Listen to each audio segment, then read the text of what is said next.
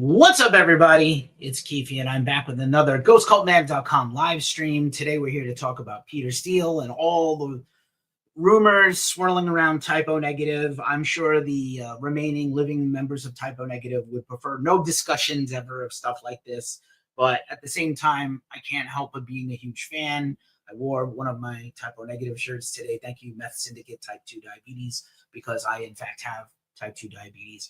And I love Typo Negative so much, and it is Halloween time, and it is spooky season, which means it's Typo Negative season. So we have some news that we were hit with recently. We've also done a couple of recent interviews with both Johnny Kelly and Kenny Hickey about Typo Negative related things or their other projects like Sun Don't Shine and other things and some other goings on in the Typo Negative world, products, reissues, coffee, all these things. And so the conversation is really never dies down. We get asked all the time if I think this band can ever come back. I think the short answer is no, because Peter was such a unique and singular talent that he really can't be imitated or replicated. I think the band is putting together a live album they've been talking about right now. It's in the mixing stages. The first we really have ever heard about this.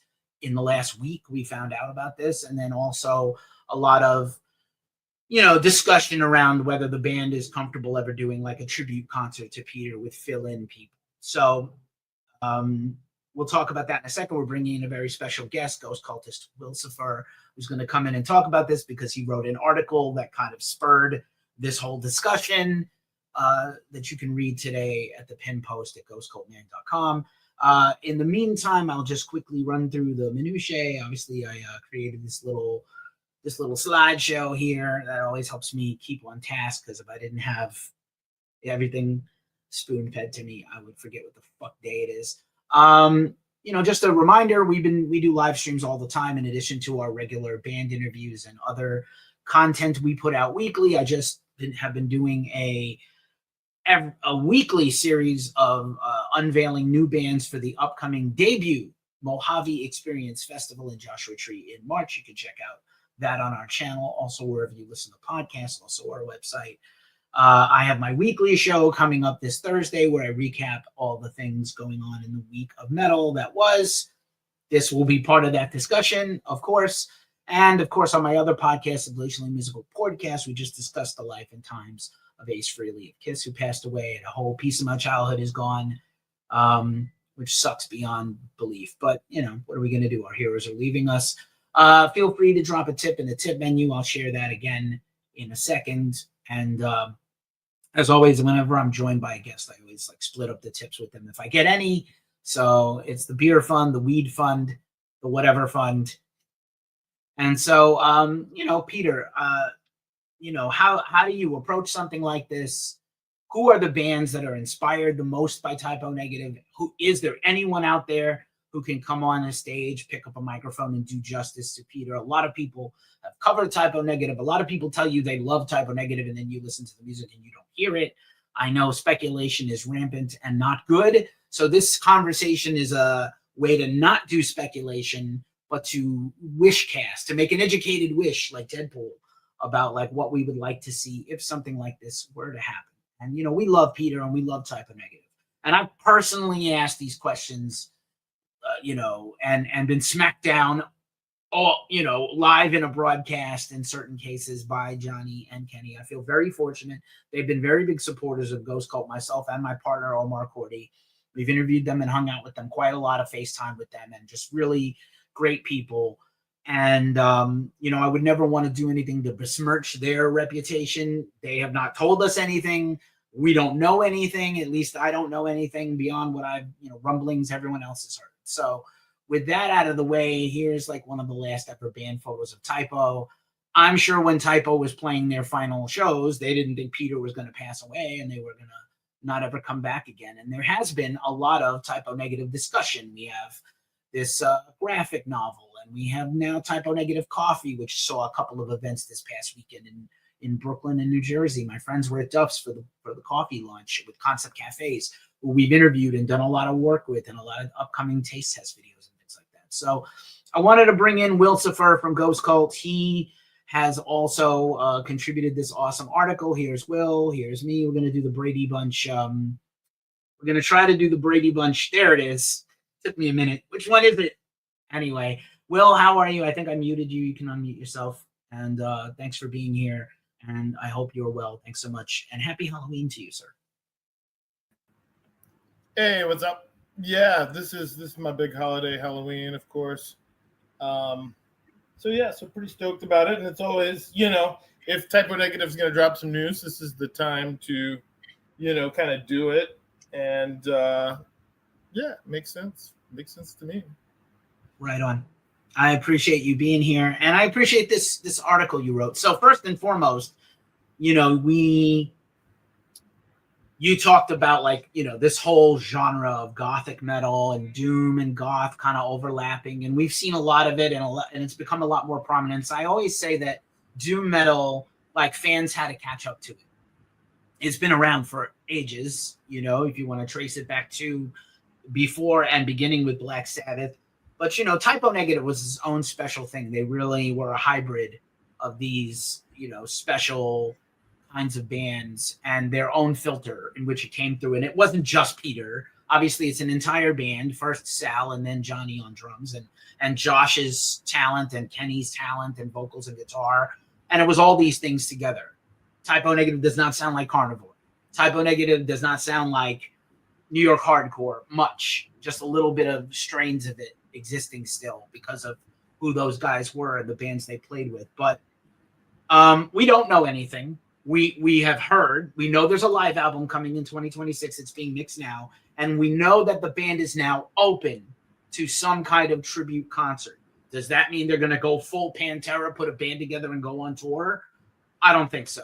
I've personally spoken to both of those guys, specifically Kenny and Johnny, and they both kind of swore on a stack of Bibles or satanic Bibles that they would can't foresee Typo Negative reuniting without Peter. It doesn't seem right. It doesn't feel right.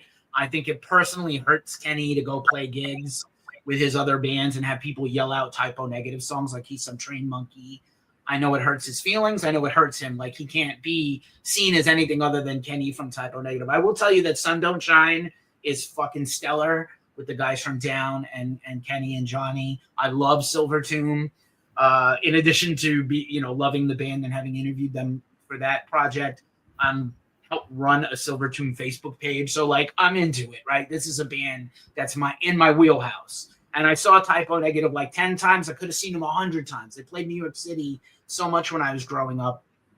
I could have went every week to see them and seen them somewhere in the tri-state area. And I saw them just a few handfuls of times. And one of those was an Ozfest for 20 minutes. So, I do miss the band. I miss Peter. He was lovely. Met him once. He was very close with my co-owner, Omar Cordy. Used to call his house and talk to him and his mom all the time. He would give Omar advice about Omar's fledgling bands. So I don't know that Typo Negative is going to do a full-on, we're going to put the band back together with somebody or somebodies. But before we get into a tribute concert on paper and who we would recruit to be part of it, what are your thoughts about Typo Negative? What do you love about Typo Negative? Why do you think they have this endearing quality that people continue to love the band so much? Yeah, Typo Negative, they've been one of my favorite bands since I got Slow Deep and Hard, So back in the 90s, because they kind of married what I like about metal with what I like about goth. But that was even before we got the Bloody Kisses, it was still darker, And then it was around that time, I'd heard Carnivore before. They had gotten, on some metal radio shows that I've listened to over the years. And so they were in my periphery, but I didn't really start checking them out till I got Slow Deep and Hard. And then once Bloody Kisses came out, I think that just kind of changed the game. And, even it's kind of funny because we were talking about, how all the different aspects of what Peter Steele does and what they did as a band, really. They never made the same album twice, and it was a constant evolution, which is almost like one of their heroes, the Beatles, in that fact. And I think that even comparing any band to the Beatles is a testament to how great they were. You know, me and Reza were doing our top 5 goth albums, and I said, you know, I would have to pick October Rust because Bloody Kisses is more of a doom album, and that they gradually progressed, but they didn't try to make another Bloody Kisses. They didn't try to make another October Rust. They just did what was natural and cared about songs, you know. And I think that's what made them so enduring, you know. Yeah, I appreciate all that. And it's hard not to have been come of age in the 80s and 90s and not feel that vibe. Typo Negative was, before Slipknot, the pinnacle Roadrunner Records band. They were the most successful band on the label. They were the first platinum band they had. And then Slipknot, and then Nickelback, unfortunately, and other things. But you know, I remember seeing Carnivore and being like, they don't want people to like them. I saw Carnivore open for Cro-Mags, like the Harley only Cro-Mags, right? No JJ. And the Best Wishes Cro-Mags, right? Which was like maybe my first Cro-Mag show, probably in like 88, 89, 90. And then Type O came later, and I was like, oh, it's the Carnivore guy, because who else looks that big and giant and hulking? You would remember him, you know? You'd remember who he was if he came in a room. You wouldn't forget him. And I remember seeing the Type O guys. Like, I would go, you know, chaperone my female platonic friends to the bank and goth clubs in New York City. And, you know, me and my metal dudes would just kind of like hang at the bar and drool over girls that would never talk to us, and make sure that nobody roofied my friends, and make sure they got home safe if they went home with somebody else. And, you know, like, very disapproving dad vibes. No wonder no one's going to talk to me. I'm acting like a dad and feeling like a dad in this club. But, you know, I always had a kinship to the music. And, yeah, it's perfectly melded doom metal and goth. And I agree with you about October Rust. And I think it's interesting that they didn't try to either remake Bloody Kisses or October Rust again. Like, those were time capsules of the band then and at that time. And, you know, based on, you know, obviously they were the biggest selling band on that little label at the time. That also had Biohazard, Life of Agony, Sepultura, Fear Factory, right? All these pinnacle, Machine Head, all these important to me bands, at least, and probably a lot of other people. But they also didn't try to recreate that ever again. They just kept doing what they did and moved down the line, you know, a little bit. And easily could have cashed in and kept redoing that, but that wouldn't have been true to who they were. And I think the authenticity is the thing that people love about this band. Not just the diversity, but that authenticity that so few bands have and are able to maintain throughout. You know, it's unfortunate that we only got that, you know, 15 years of the band, less, you know, 20 years of the band, and not much more. But, you know, that's kind of what we were left with. Right, for sure. And, you know, I think that a lot of that authenticity comes from their background in hardcore, you know, because hardcore is all about being authentic, you know. So I can see where that kind of work ethic and not selling out definitely played to their favor and made them a longer lasting band because of that. Like, you know, just think about how many bands were huge and had big moments, but then after the big selling album, the next album was a flop because they just tried to, you know, remake that, and it was just watered down, you know. And I think people can feel sincerity, and that has a soul to it, you know. So I don't know. That's how I kind of see them as being endearing, is because of they stuck to their guns. They stayed true to themselves, and all great bands that, you know, follow that path seem to have a longer shelf life. Right on. So now let's jump into this article a little bit before we wishcast a Dream tribute concert lineup. Because again, I really don't.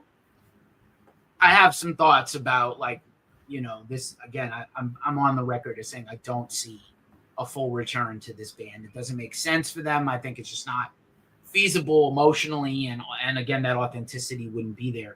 But you wrote about some kinship bands or just some bands that are recommended listening from you? I Right. always think you And have a amazing lot of these ears. bands too, like, so I get a lot of record labels and stuff like that saying, "Oh, you're the goth guy. Can you write about this band, this band, this band?" And for me, and this goes back to integrity and like kind of like what you were saying about how we only work with people that we feel good about, and we have certain standards of what we do. We might not be rolling in the money, but we're rolling in integrity. So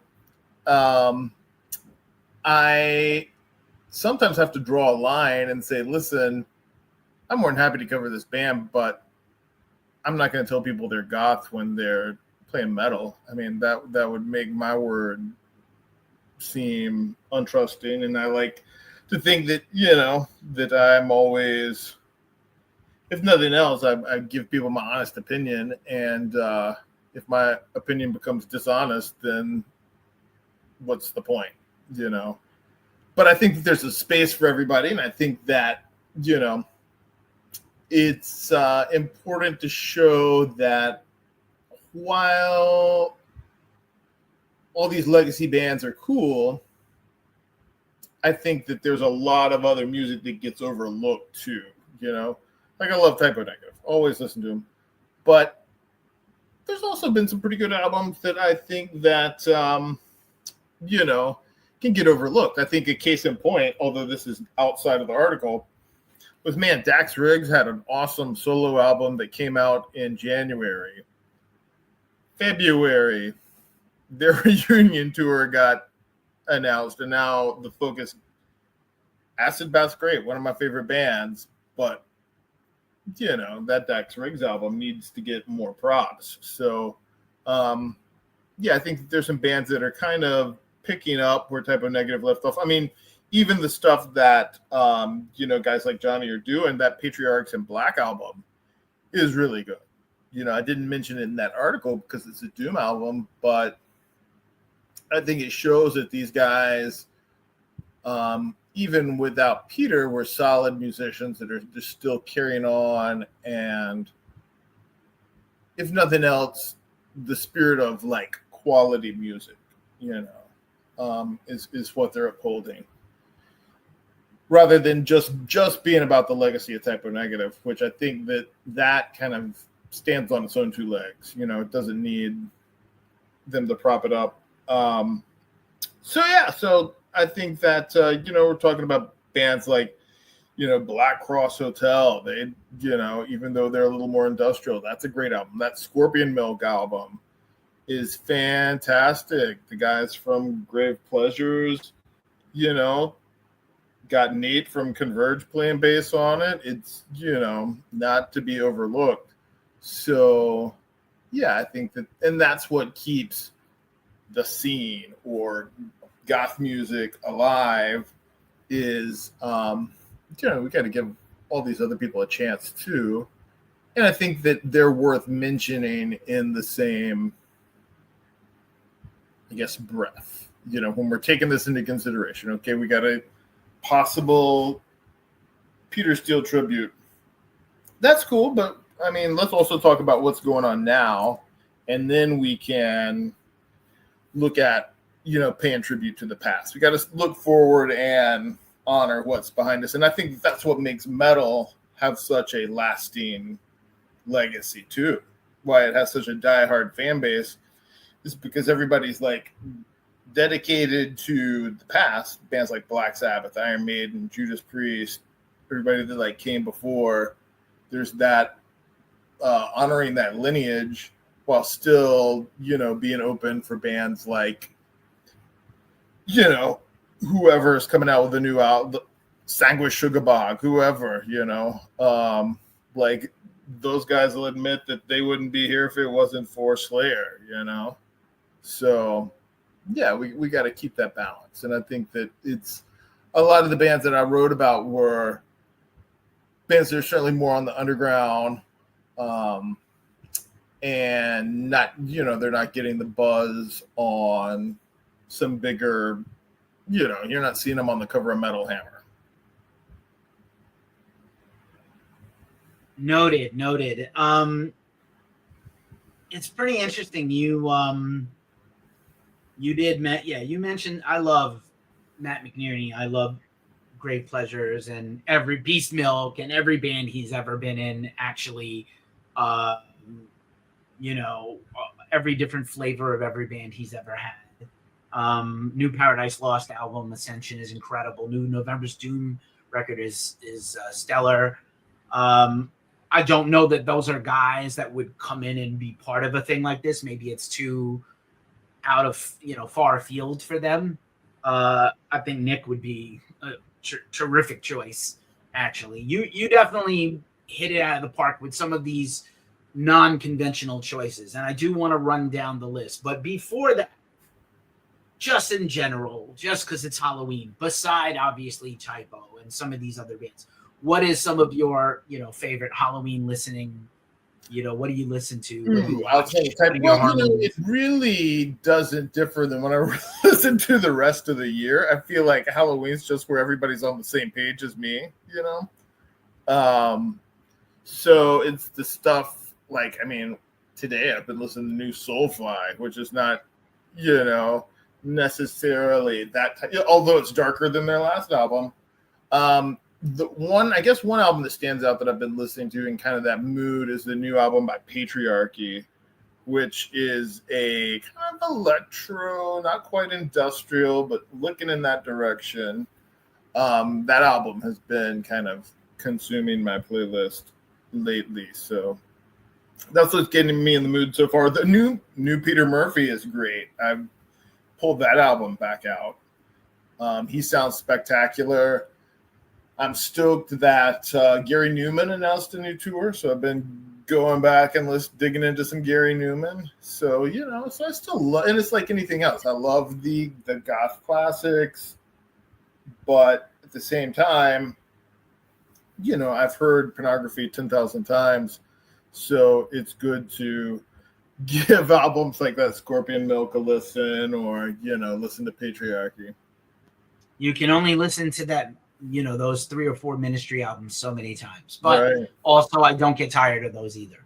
And I do love Gary Newman and so much more. There's a bunch of Vows just put out a banger new album. The Tron soundtrack, Tron Ares from Nine Inch Nails, incredible. I actually just saw that. That might be like my next live stream, unless something major breaks this week outside Halloween. I might do one on that. I really almost would like to go see it again. I liked it so much. I'm so sad it's getting drubbed in the theaters, and people are not going to movies anymore. It's hard to convince people. I want to see the new Frankenstein before I see that. Yes, fair enough. And I missed the new Wolfman movie earlier this year that I needed. That's a shame for me because I'm such a big fan. It was okay. Not great. Okay. I'm into it. And then Eggers is doing the Frankenstein too, right? Eggers is doing another werewolf movie. Oh, another werewolf. It's called The Werewolf. I can't wait. He's so cold, He's great. I would love for him to have like a David Fincher like career later where he gets like super famous and acclaimed. But then maybe he can make his movies in his universe. I think Marvel should bring him on for the next Thor movie. That'd be sick, dude. All the Thor movies have been too spacey and not enough Dungeons and Dragons, and I think he would bring the D&D. You and I separated at birth a little bit. Brothers from other mothers. So let's go back to your. So I'm gonna say again, Typo Negative is not Pantera. Typo Negative absolutely missed by the current generation of young metal fans and music fans and goth fans. Absolutely beloved. Absolutely treasured. Several 10 of 10 banger albums. You can argue about which ones those are. I have mine. You have yours. I don't think they were as big as Pantera before, nor would they be now. I think the best case scenario is to get, new love on these reissues, a live album, maybe a live DVD, Blu-ray, video on demand concert that people have not ever really seen except YouTube, poorly recorded YouTubes on people's fucking dumb devices. And I really don't believe that Typo Negative should or will ever reform with another singer or other singers and go be on a tour. I think the best you can hope for would be a one-off. And by the way, Johnny Kelly in particular does not need the money because his gig with Quiet Riot is so lucrative. He does not need to work except for that. Like he works because he wants to work. He makes new music because he wants to. He does collaborative projects and jumps on people's records. Like if Danzig called him up and said, "I'm never going to tour again, but would you like to help make a new Danzig record with me?" I know he would answer the call. I asked him that. So like that I would love to see. I think Johnny works because he wants to. He makes enough money with Quiet Riot, carrying Frankie Benali's legacy. Never has to do that again. Kenny is a working guy. He's a working class dude like us. And I think he will always have a hand in music, and he also provides for his family. So like it would have to be astronomically lucrative for those two guys to do something for money. One, because one guy doesn't really has that thing already, and the other guy, I don't think he would sell out his integrity for the money ever. And that's my word. I know Kenny personally, and that's what I believe in my heart of hearts. And I think Josh is done. I cannot see him coming out of retirement even for a show. I think he's done. I don't think he would play. My personal, what do you think? I mean, it would be nice to have him, if nothing else, for the backing vocals, Maybe if they told him it was a one-off thing, who knows? But yeah, I totally agree. I mean, I would even be open for like a Nativity in Black style tribute album, But yeah, no tour. And, kind of jumping the gun a little bit when we get into picks, I think that it should be very rooted in New York. And that's why I picked a lot of New Yorkers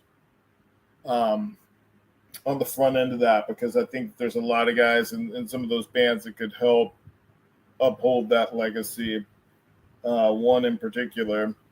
But yeah, I mean, I think that it would be for a love of thing and kind of for the love of the fans type thing, And it's one of those things like, so I'm pretty good friends with Sammy, and, he was saying, I would talk to him at Goatwhore gigs, and he would be like, "Oh yeah, nobody cared about us when we were around." And I'd be like, "Dude, you need to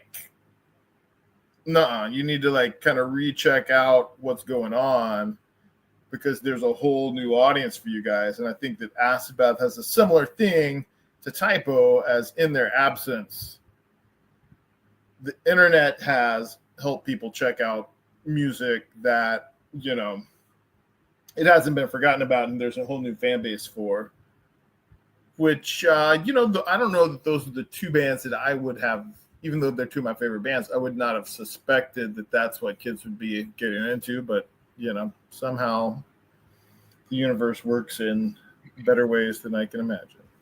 I know people are asking me questions about, like, before Asabath did these shows, like, people were just on my shit about them. Like, I can't believe you saw them and this and that. And again, I love that Dax Riggs record, absolute top 10 from a spoiler alert, absolute top 10 pick for me this year. And I would like Dax to do that stuff more. And make that money if you're going to come back for all the right reasons and get money you never got before. Absolutely go do it, and do it, go open for System of a Down in Europe, because people never saw Asabath there, and they're going to do headline tours and open for System. That's insane. It's insane and great in the best way. Like, this is what the music business should be. You should get it paid forward to you now if you made great art back then and just got overlooked or not paid or whatever. So now you have your top 10 list in no particular order, as you say. I'm going to also have some other ones I'm going to throw at you after. You did say, before we go through this list, there are people that should absolutely not be. Was one of them 7 Second Songs guy, Vincent? Oh yeah, no YouTubers. Come on, I think he's great though. He's a great vocalist, and he does great. He loves Typo. I think no YouTubers. And you said like. That's like Andy Warhol's version of karaoke, is right. Is the whole internet thing like that. And I will.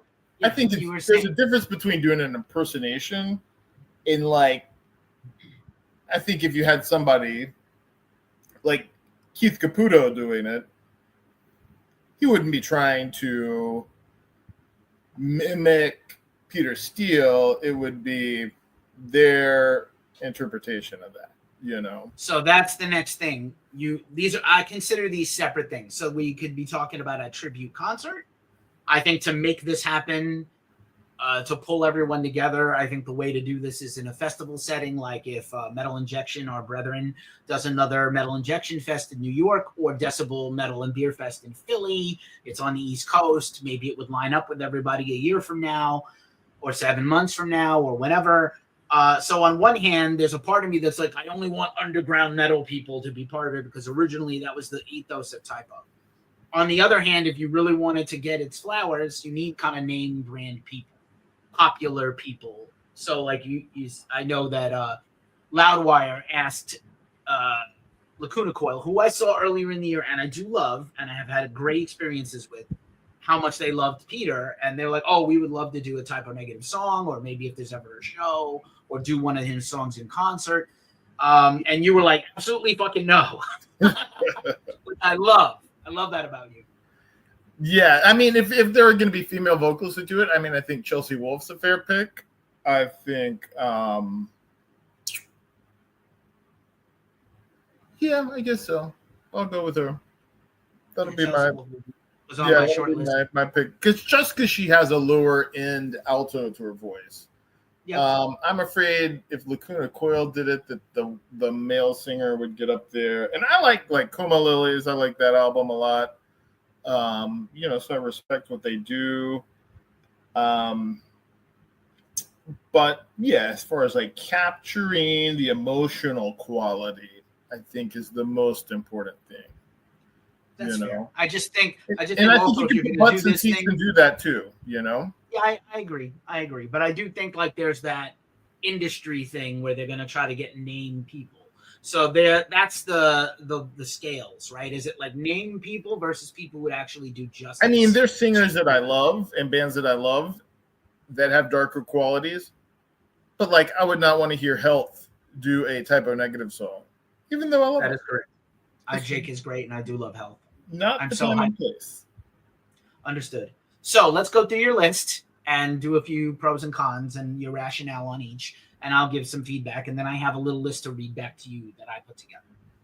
That will not, this is your article, it's your feature. I'm gonna run it the way you sent it. But, I don't have it in front of me, so you pop them out, and I will. Yep. So the aforementioned Keith Caputo of Life of Agony. No, new Peter, friends with Peter, sort of Peter proteges, if you will. Josh produced the debut River Runs Red. Keith and Peter were very close. Alan and Joey were also like they're all close, and they shared members. Sal, right? So, what do you think about why Keith number one with a bullet? Well, Keith, I mean, has that emotional vulnerability to his voice, while still being able to. I mean, maybe not as low of a register as Peter, but able. Like I could see Keith doing Christian Woman. I could hear that, maybe not My Girlfriend's Girlfriend, but I could hear them doing that. So able to put some grit in the voice, could even do some of the slow, deep, and hard stuff. Even though I think that if you were going to go there and do the older hardcore stuff, there are plenty of singers. Like I brought up the guy from Jumping Ahead, the guy from Age of Apocalypse, I think would be capable of doing that. I've seen lists where people have said Danzig, and that is ridiculous. Not that I don't love Danzig, but and I know they toured with. I saw him open up for Danzig before. I have some thoughts. I have some thoughts. So let's not go on. Let's just keep it to your list for now. Yeah. And then let me come in with my feedback. I I think again Danzig is a big name artist who would make a lot of people would want to hear Danzig sing Typo Negative songs. Danzig has done covers of a lot of other bands, although usually ancient bands and Elvis. And yeah, so I'm talking about like Typo Negative plus maybe an all-star band of other people and someone to play keyboards because no Josh probably.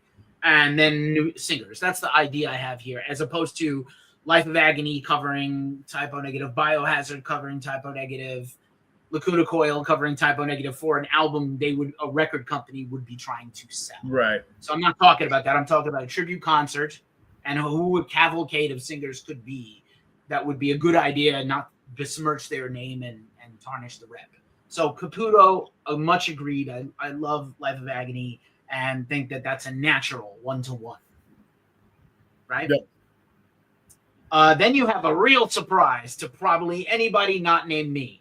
Henry Font of Piston is a band that does not get talked about that I love that should have been as big as Life of Agony and Biohazard and Typo Negative and just never broke through beyond. I mean, they were like Kerrang big 30 years ago. They were regionally big in the New York City area. They were popular enough. Valium had a column in I think Kerrang and Metal Hammer. And Henry, who is still out there, they're still doing stuff here and there.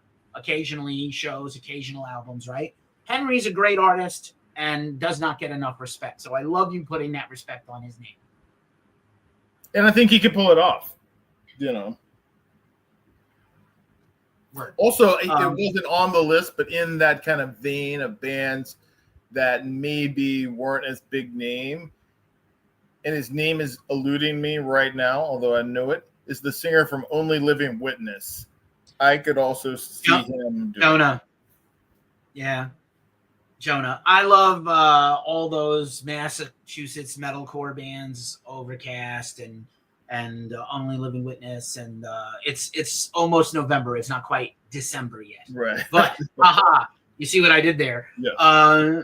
But anyway, Jonah's a little out there, but so is Keith. Yeah, he definitely has the vocals. I love the third pick, Brett Campbell of Paul Bear. Not only have they covered Typo Negative, Brett has talked extensively about his love of Typo Negative, the inspiration that Typo Negative has given him and the rest of that band. Have covered Love You to Death already, beautifully sung. He's got a great voice. And they've kind of turned kind of away from the doom metal into kind of a heavy metal torchbearer or modern heavy metal in a way that I really love. And yeah, what a great pick that is. I love that dude. Yeah, he just makes sense. I mean, they're a little shoegazy now, but I could even, you know, I was thinking about who could sing. Although we've heard him do Love It to Death, it would be interesting to hear him sing, you know, something from like Dead Again or, you know, some of the songs that don't get as much love as the big hits. I mean, obviously you'd want to have those songs too. If it's, you know, we're talking a concert setting, you got to keep the crowd moving. So I think you're going to have to do those. But yeah, maybe throw in a couple that you wouldn't expect. Couldn't you just see Brett doing Tripping a Blind Man and I Don't Want to Be Me? Absolutely nailing it. Like, because, you know, also like I love when guitar guys have to not have a guitar on for a minute and they have to hold the microphone or sing into a mic stand and they're all like Ricky Bobby. I don't know what to do with my hands. Like, I mean, he could double up the guitar parts, or you could get some of these guitar players to try playing bass. I mean, I'm sure he could pull it off. For sure. Fourth pick on the list, Genius, Dax Riggs, as you mentioned before. Unlikely, because this is a guy who has hated the music industry and anything with a whiff of impropriety or something to cause celebre, he would probably be like, fuck all this. But I bet he loves Peter. I bet he loves Typo Negative. You know that Sammy loves Typo Negative. If this was at a you know, like a Decibel Metal and Beer Fest, I'm sure Acid Bath is going to get asked to headline one of these things sooner or later to do all of Scream of the Butterfly. Again, don't know if Dax would be into it, but he would be such an inspired choice, and he absolutely has the voice and the range. Right, yeah. I was envisioning him doing, you know, something like Too Late Frozen. You know, that was the song I was hearing him sing in my head. Right on. I love it. I think he could do any of them, honestly. Like croon them. His dark Americana stuff sounds like the chiller moments of the Typo Negative Goth Light. I think the doomier, heavier stuff, he absolutely can do some of that stuff. I know you're fucking someone else. Kill all the white people. Like he absolutely could do it. He absolutely could do it. Fifth choice, another person I have interviewed and talked extensively about Typo Negative with this Kirk Winstein of Crowbar. And not typically the voice you would associate with the Typo Negative type, but I think he would put his own spin on any Typo Negative song. He absolutely could play and sing all the Typo Negative stuff. And you know that he's already like 6 degrees of separation of Peteration because he's in Sun Don't Shine with Johnny and Kenny. Right. And, Crowbar, we're starting to get into, if not bigger names that are certainly respected in metal circles, Indeed. And I feel like Crowbar will have time to do some, again, makes sense for a festival show type of thing or an all-star show. They also can do an opening spot. Here's another one I absolutely love. Aaron Staindorp, formerly of My Dying Bride. I hate saying that sentence. And currently of, High Parasite? Right. It's the other band now. We just covered opening for Paradise Lost in Europe. And he is, first of all, he's a guy that will do vocals for anything. He's a man of 1,000 voices and faces. Fun fact, for those of you who love some Death Doom, you can check out Grief Symposium featuring former Ghost Cultist senior editor emeritus Stephen Tovey on vocals, and Aaron guests on that last Grief Symposium record, and he did quite a great job. So, what would you love to hear Aaron do at a type of show? I think he would be a pick for some of the October Rust stuff. I think would work for him. I could hear him singing "Be My Druidess" pretty easily. Nice, and maybe Wolf Moon and things like that. And then here's a real surprise, but not a surprise if you've read Will's work with Ghost Cult, Hangman's Chair, Cedric Tufudi. I hope I said that right. Howdy, maybe. I don't know. Got a great range, great vocal talent. Not everybody's cup of tea for that band, but clearly would be able to do justice to the work, right? Right. And they're kind of carrying that vibe forward, I think. Like I used to have a Typo Negative shirt that had like all these like nooses and stuff on it. And that kind of tongue-in-cheek pro-suicide vibe is definitely what Hangman's Chair is carrying forward. And that's kind of the emotional message of Typo Negative too, is that if we weren't laughing about this, we would be crying about it. So here's how we get that out, And I think that might even be how bands like Typo Negative and Acid Bath to another extent resonate with kids today, is because there's a lot of kids that are having mental health struggles, and that is very honestly covered in Typo Negative songs. Even though Peter's kind of making fun of himself about it, he is opening up and talking about it, which was not happening a lot in the 90s. Only Typo Negative and Life of Agony were really, that first Life of Agony album is just so heavy because of the subject matter. The lyrics to that hit you as hard as the riffs, It is a million nervous breakdowns of my early 20s. Lost it 22, 32, 42, right. 52, 53. That's me. Another somewhat surprise choice. You mentioned him earlier, Dylan Kaplowitz of Age of Apocalypse. Not just a killer band, but one of my favorite storylines ever from the X-Men comics. So a very cool named band. For those that are not familiar with Dylan, why do what attracted you to that band? And because it's a way that he kind of blends his chest register when he belts it out, and is capable of hitting those higher, more emotive notes. So I think that would really work to capture it, because even though, you know, Peter had a sensitive side, he was definitely very punchy with his vocals when he needed to be. So it's having that balance, you know. Right on. And then another singer, maybe top 20 band for me, top 15 band ever for me, Ulver, Christopher Rigg from Ulver. What a turn Ulver has made this last decade. Depeche Mode Ulver, I like to call them, and rightly so. Just re-listened to Assassination of Julius Caesar with my partner last weekend, a weekend before this past one. And I love that it's like, not a question of whether he could pull it off, but would he want to come to America just for that? Right. Because it's so much money to come over right now from Scandinavia. And here. can you get a visa? You know, that's the thing. So there's some logistical things. That would be a case of maybe it's an album thing, you know.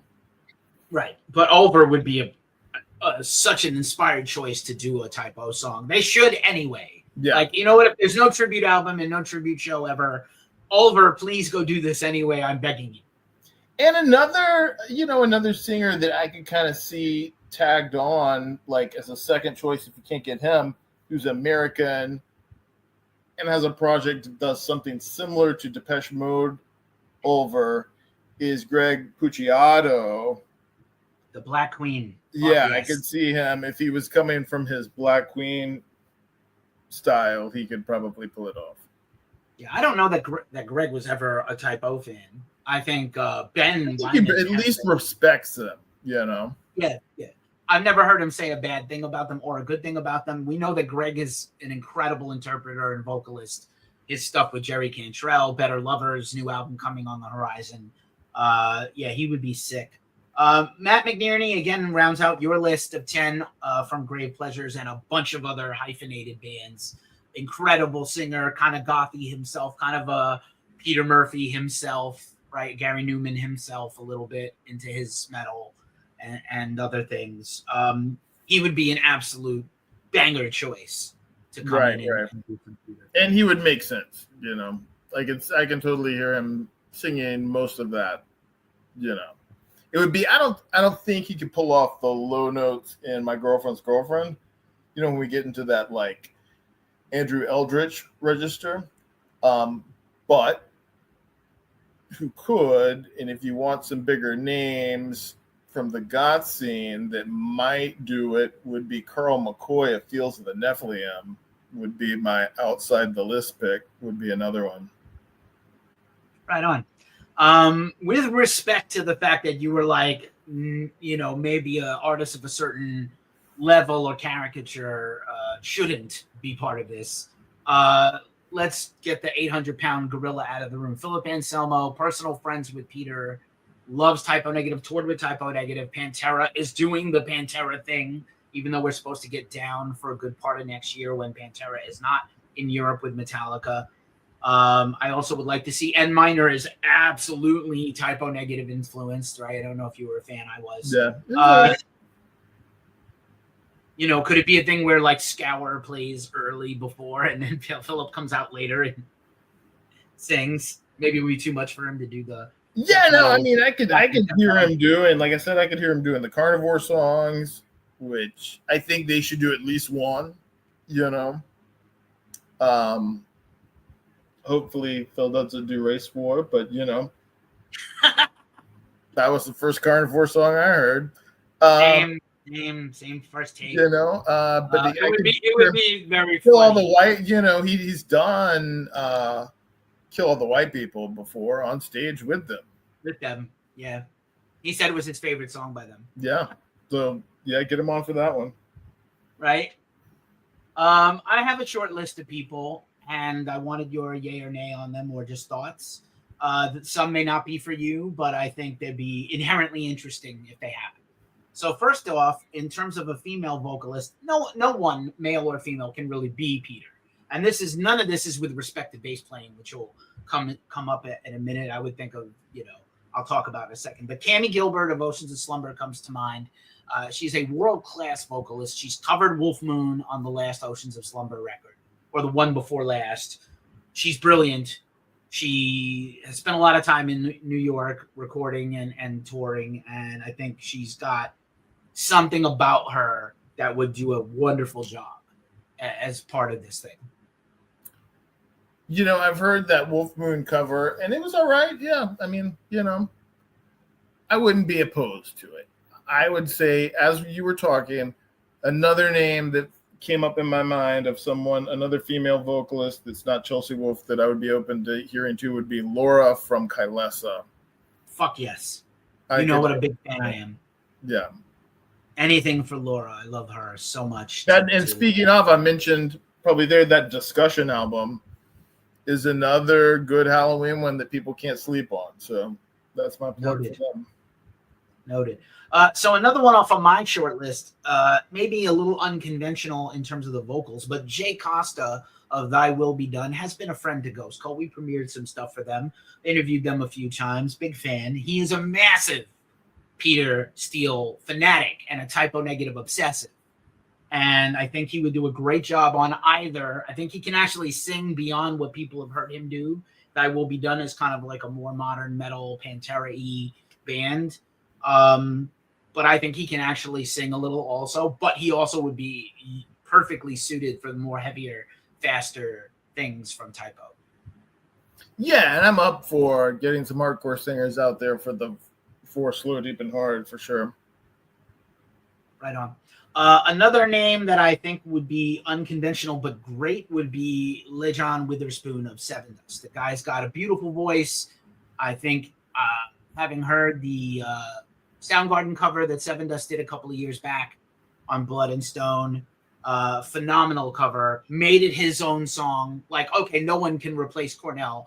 I'm not going to try to. We're going to down tune it and do it my way soulfully. And I think LJ would be like incredible on Love You to Death or something like that. It would certainly be different. I'm not opposed to it. Yeah. I'll listen to it first and reserve judgment.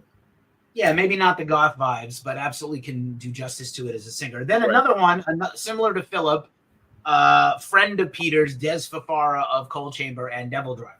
Pretty sure Cold Chamber's first tour ever was opening for Typo Negative, where they were booed every day on tour, which is hysterical. Not great for them, but like they certainly toughened them the fuck up for the music business. And I think Des can actually sing. We never got to hear that Stoner Doom project he'd been working on with Mark Morton beyond the one song that ever got leaked. And I think Des loves Peter and would probably lobby to be part of it, right? Yeah, I mean, nu metal is my guilty pleasure. I guess I don't talk about it a lot. But so I saw Cold Chamber absolutely blow Mudvayne off the stage like 2 summers ago. And so, yes, I'm all for that.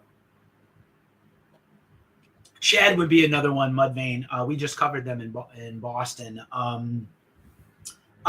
mean, I saw Cold Chamber at Sick New World, and like the biggest crowd of the day that wasn't in front of the main stage for System of a Down was for Cold Chamber to sing along with Big Truck and Loco, which surprised this guy who was there back in the day 30 years ago to sing that shit. But I know Des has taken a beating in the press. I'm not one of them. I'm a wait and see kind of person. Judge later. I didn't know that there was anything going on with. It's Cradle of Filth, Des Fafara drama. Oh, okay. Danny Filth, Cradle of Filth drama recently. All right. Yeah, also, keep Danny Filth also away from it. He probably would lobby to be part of it, but yeah. If you had to pick a singer like that, I would say 2 guys that we haven't mentioned. I'm up for Shagroth of Dimmu doing it, or even ICS Vortex if you can get him over. And Alan Averill from Primordial, I could hear him doing it too. That'd be interesting. That'd be an interesting backstage with Alan. Yeah. Here's another one. We know this guy loves Typo Negative, and similar to Brett of Pallbearer is Nathan Garrett of Spirit Adrift.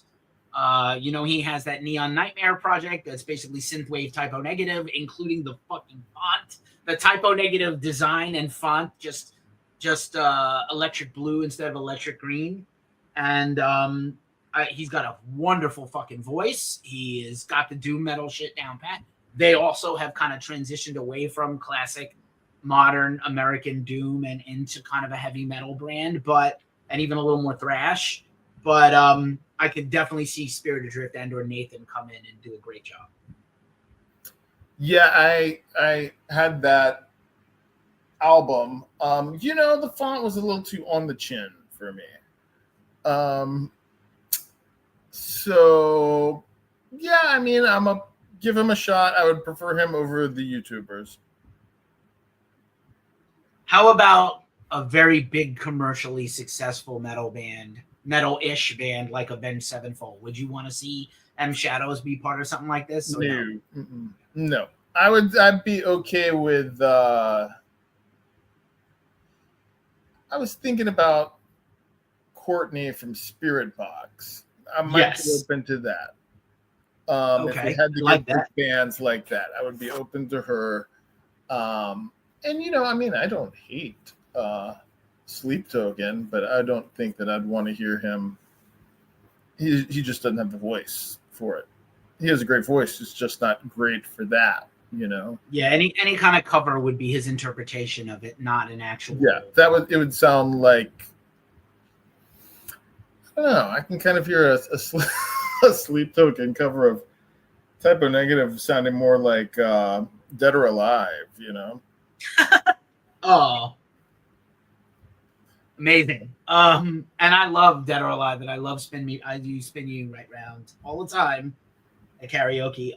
Two last ones. This is kind of a no-brainer. Billy Vallo, formerly of Him, has already been part of Roadrunner United, did Black Number One and Christian Woman, if I'm not mistaken. Ville will undoubtedly have a new Billy Vallo solo album in 26 and come here in 26 and or 27. It just kind of makes too much sense. But what did you think of him then, and what do you think of him in this? Yeah, I loved him. I did have a iffy experience with him live. I saw him was on this big tour that I think Linkin Park was headlining, but I left before they showed up. But I went to see him and Placebo and they were playing back to back, and I was like, all right, I'm there. Placebo and him. I think him could be one of those other bands that like we see a resurgence of, because they kind of hit back in the first part of MySpace, when Peter was still alive, when Him formed, when that first Him album came out. So I'm all for it. I like him. And then last and never least, and you already mentioned this person before, Peter Murphy, just because if I'm wish casting and I have infinite amounts of money to throw at this thing, I'm going to try to get Peter Murphy to do a Typo Negative song. Because Peter would have loved that, right? Yeah, Peter would have loved it. I don't know if Peter Murphy knows who they are. No, probably not. Yeah. Peter Murphy doesn't know who anyone is except David Bowie and himself. Yeah, yeah. His record collection he might have an inkling. I can see Peter Murphy sitting around listening to. Well, he likes Ted Can Dance too, so I can see. Yeah. And that Peter Murphy record was fucking exceptional, except the Boy George song, which I thought was terrible. Yeah, that was terrible. Fucking terrible. But Boy George, I love Boy George the person. Boy George the singer, I'd rather not. Okay? Right. Please no. No, thank you. I won't. I pass. Thank you. So I think I think that I'm being pretty generous with those, since I'm so protective of Typo, but I would be open to hearing some singer, although it's not as big of a scene. So that's the thing. If you put a bunch of goth bands on a metal festival, I don't know how that would work, but I think that it would be interesting. It could be like a Sick New World type thing. So that I could see it in that respect. A lot of the bands maybe drag out freaking mindless self-indulgence, though I wouldn't want to hear Jimmy Urine sing any of it. But I mean, if you're thinking about bands to like throw on who people might have missed out, a hymn reunion for something like that would work, you know. So somewhere there's a promoter out there that is, you know, that it's knows already that. being talked about. Yeah. No, we don't know. We don't know. I think the main thing here is you love this band. You're wish casting along a fan casting as well. You love this band. You would let all this is meant with the best intentions. We haven't talked about bass playing, as Johnny has said. No one can even do Peter on the bass, let alone on the vocals. I think Alan Robert of Life of Agony and Evan Seinfeld of Biohazard make the most sense. I would also say I know he's pretty much retired in terms of touring, but maybe Todd Strange of Sun Don't Shine, X Down, X Crowbar, also you know, has the gravitas and the good underrated bass playing. You know, and then whoever, I don't know who else you could think of, but Alan comes to mind. I've already seen him do a whole Misfits set with Danzig in Jerry's spot, so why not Typo? Right. Yeah, I can see that. I can see, I can see the guys from Prong getting involved in this to some extent too. You know, Tommy Victor, both vocally and just Prong the band, and maybe even though he's not part of that era anymore, but Paige Hamilton of Helmet would be an inspired choice to do some guitar on a song, because that's that whole scene. Yeah, I think, and that's my thing. I think as long as it's representing New York, and that's the thing. If it's a concert in New York, some of these don't necessarily have to be as big of a name. You could put Harley Flanagan on bass for something on the first album. And although he does play a little more on like Alpha Omega, you could tell he'd heard a Rush album or two. Frankie Bello. John Joseph on stage doing it, It depends on who else is there. Yeah, well, you can't have him and Harley Flanagan on the same stage. John Bloodclot has beef with everybody. Yeah.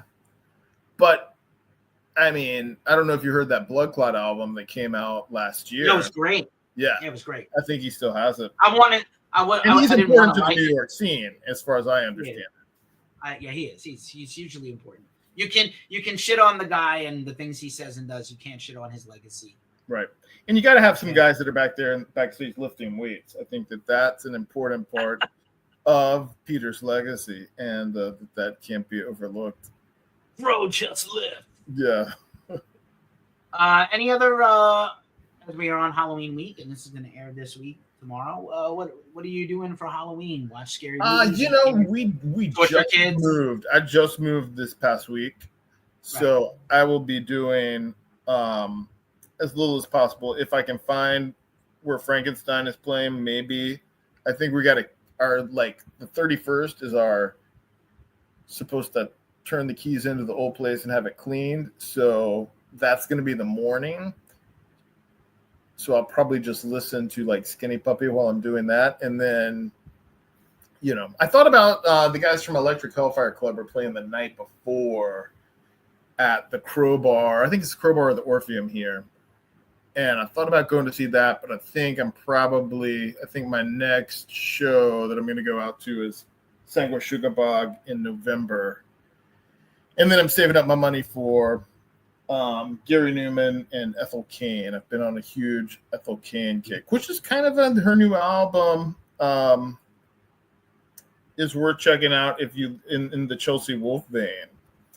So it's kind of shoegazy, dark Americana that's good for this time of year. So there's my plug. She doesn't need a plug. She's huge as it is, but yeah, right. She got so big in a short span of time. Pretty happy about that.